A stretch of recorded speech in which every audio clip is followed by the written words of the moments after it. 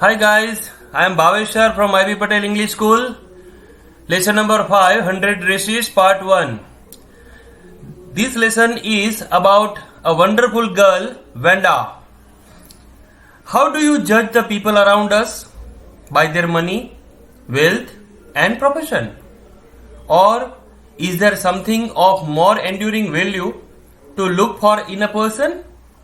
This story is a sensitive account of how a poor girl is judged by her classmates. Vanda Petrowski is a young Polish girl who goes to school with their American children in an American town, and these other children see Vanda as different in many ways. Can you guess how they treat her? Okay, so now let's discuss the lesson in detail, word by word, sentence by sentence.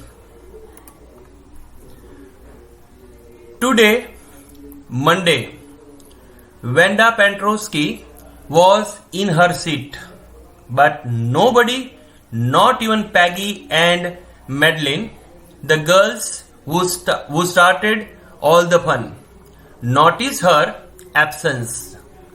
Usually, Vanda sat in the seat next to the last seat in the last row in room 13. She sat in the corner of the room where the rough boys who did not make good marks sat, the corner of the room where there was most scuffling of feet, most roars of laughter when anything funny was said, and most mud and dirt on the floor. Vanda did not sit there because she was rough and noisy. On the contrary, she was very quiet and rarely said anything at all, and nobody had ever heard her laugh out loud. Sometimes she twisted her mouth into a crooked sort of smile, but that was all. Nobody knew exactly why Vanda sat in that seat, unless it was because she came all the way from Boggins Heights and her feet were usually cracked with dry mud. But no one really thought much about Vanda Petrowski once she sat in the corner of the room. The time when they thought about Vanda was outside of school hours, at noon time, when they were coming back to school, or in the morning rarely before school began, when groups of 2 or 3 or even more would be taking and laughing on their way to the schoolyard. Then sometimes they waited for Vanda to have fun with her. The next day, Tuesday, Vanda was not in school either, and nobody noticed her absence again. But on Wednesday, Peggy and Maddie, who sat down front with other children who got good marks and who didn't track in a whole lot of mud, did notice that Vanda wasn't there. Peggy was the most popular girl in the school. She was pretty. She had many pretty clothes and her hair was curly. Maddie was her closest friend. The reason Peggy and Maddie noticed Vanda's absence was because Vanda had made them late to school. They had waited and waited. They had waited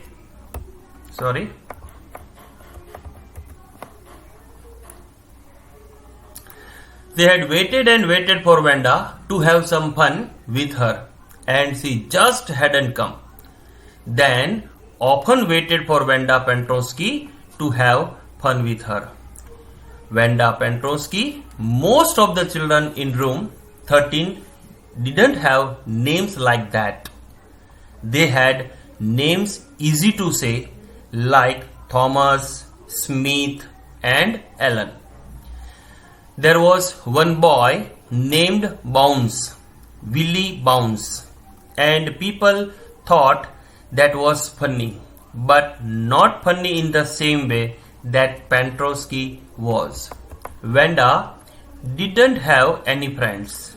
She came to school alone and went home alone. She always wore a padded blue dress that didn't hang right. It was clean, but it looked as though it had never been ironed properly. She didn't have any friends, but a lot of girls talked to her. Sometimes they surrounded her in the school yard, and as she stood watching the little girls play hopscotch on the worn hard ground, Wanda, Peggy would say in a most courteous manner, as though she were talking to Miss Mason. Wanda, she would say, giving one of her friends a nudge. Tell us, how many dresses did you say you had hanging up in your closet? See the picture, my dear friends. 3 girls, Wanda. Okay. Then the story continues.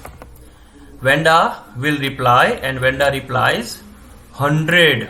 100, Wanda would say. 100, exclaimed all the little girls incredulously, and the little ones would stop playing hopscotch and listen. Yeah, 100, all lined up, said Wanda. Then her thin lips drew together in silence. What are they like? All silk, I bet, said Peggy. Yeah, all silk, all colors. Velvet too? Yeah, velvet too. 100 dresses. Wanda would repeat stolidly. They would let her go. And then before she would gone very far, they couldn't help bursting into shrieks and pearls of laughter. 100 dresses. Obviously, the only dress Wanda had was the blue one she wore every day. So, why did she say she had 100? What's a story? How many shoes did you say you had? 60 pairs, all lined up in my closet.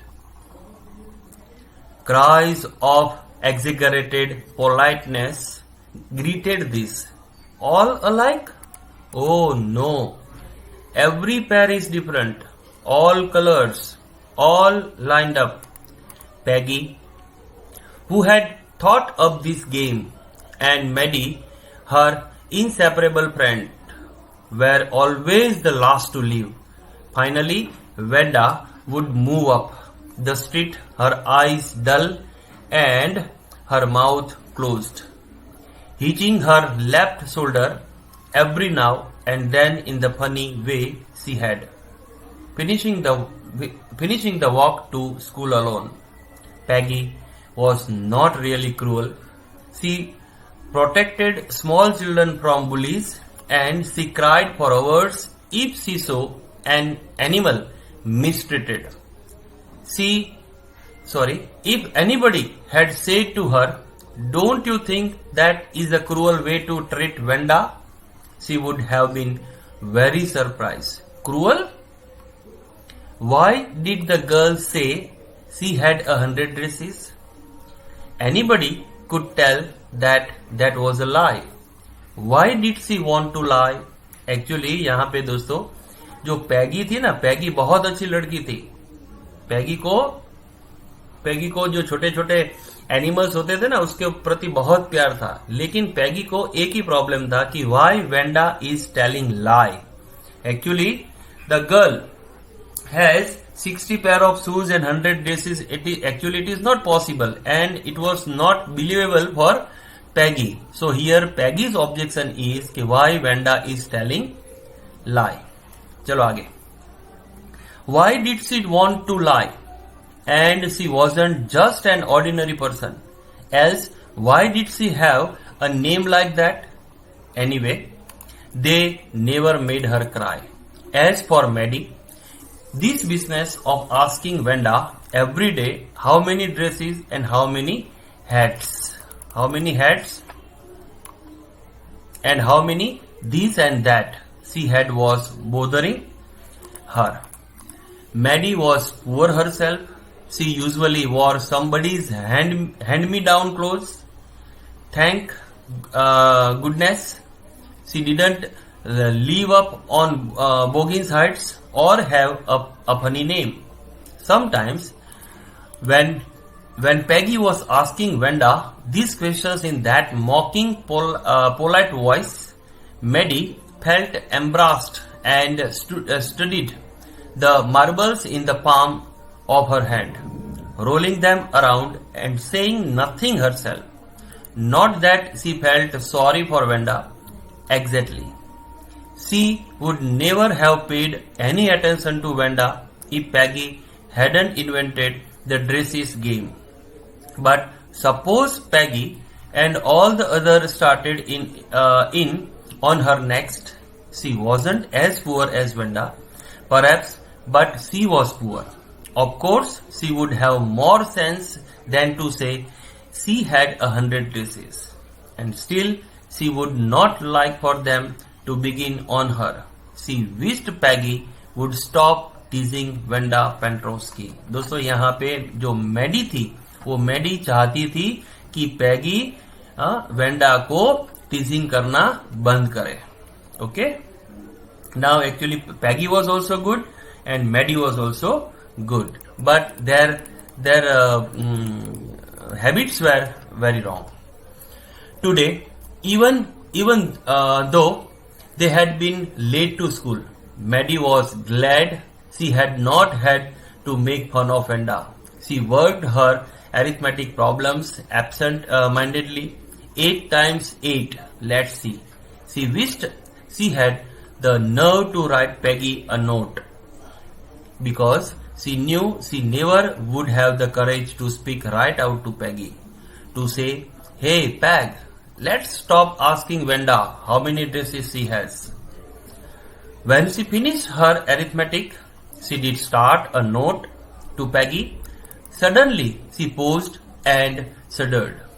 She pictured herself in the schoolyard, a new target for Peggy and the girls. Peggy might ask her where she got the dresses that she had on, and Maddie would have to say it was one of Peggy's old ones that Maddie's mother had tried to disguise with new trimmings. So on, one in room 13 would recognize it. If only Peggy would decide of her own accord to stop having fun with Wenda. Oh well.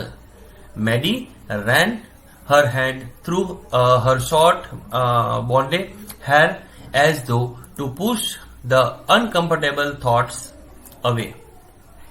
What difference did it make?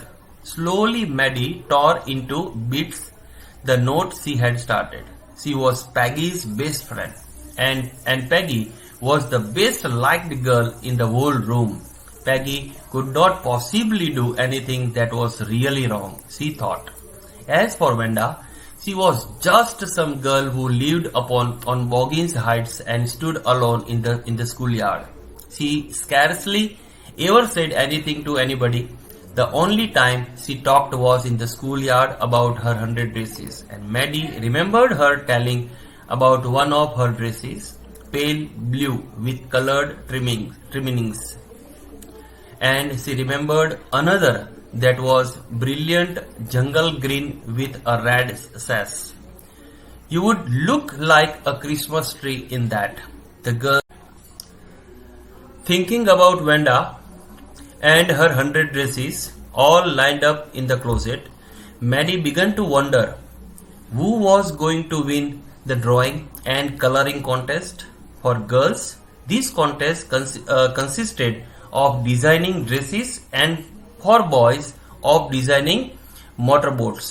Probably Peggy would win the girls' medal. Peggy drew better than anyone else in the room. At least that's what everybody thought. She would copy a picture in a magazine or some film star's head so that you could almost tell who it was. Oh, Maddie was sure Peggy would win. Well, tomorrow the teacher was going to announce the winners. Then they would know. The next day it was drizzling. Maddie and Peggy hurried to school under Peggy's umbrella. Naturally, on a day like this, they didn't wait for Wanda Pentrosky on the corner of Oliver Street, the street that far away under the railroad tracks and up the hill led to Boggins Heights. Anyway, they weren't taking chances on being late today because today was important. Why today was important? Because it was the day on which the result was going to be declared. Do you think Miss Mason will announce the winners today? Asked Peggy. Oh, I hope so. The minute we get in, said Maddie. Of course, you will win, Peg. Hope so, said Peggy eagerly.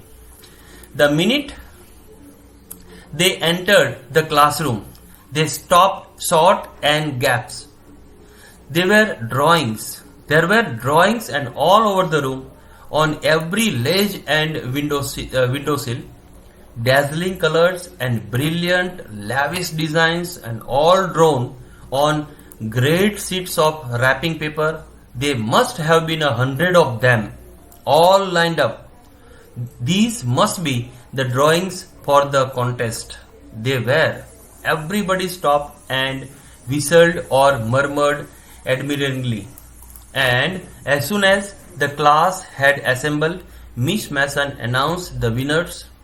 Jack Bagels had won for the boys, she said, and his design for the outboard motor was on exhibition in room 12 along with the sketches by all the other boys. All for the girls, she said, although just one or two sketches were submitted by most one girl, and room 13 should be proud of her. And this one girl actually drew 100 designs, all different and all beautiful.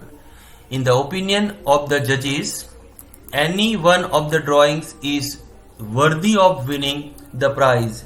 I am very happy to say that Wanda Pentrosky is the winner of the girls' medal. So here, my dear friends, who drew all these 100 dresses pictures? Wanda was a beautiful painter and her drawing was really wonderful. So all these pictures of dresses she drew, and Wanda became the winner. Unfortunately, Wanda has been absent from school for some days and is not here to receive the applause that is due to her. Let us hope she will be back tomorrow. Now, class, you may file around the room quietly and look at her exquisite drawings. The children burst into applause, and even the boys were glad to have a chance to stamp on the floor, put their fingers in their mouths and whistle, though they were not interested in dresses. Look, Peg, whispered Maddie. That's that blue one she told us about. Isn't it beautiful? Yes, said Peggy. अब Peggy को बहुत ही दुख होता था कि actually Peggy teased Wanda too much in the classroom, but actually the suspense opens. And here's that green one, boy, and I thought I could draw. Okay.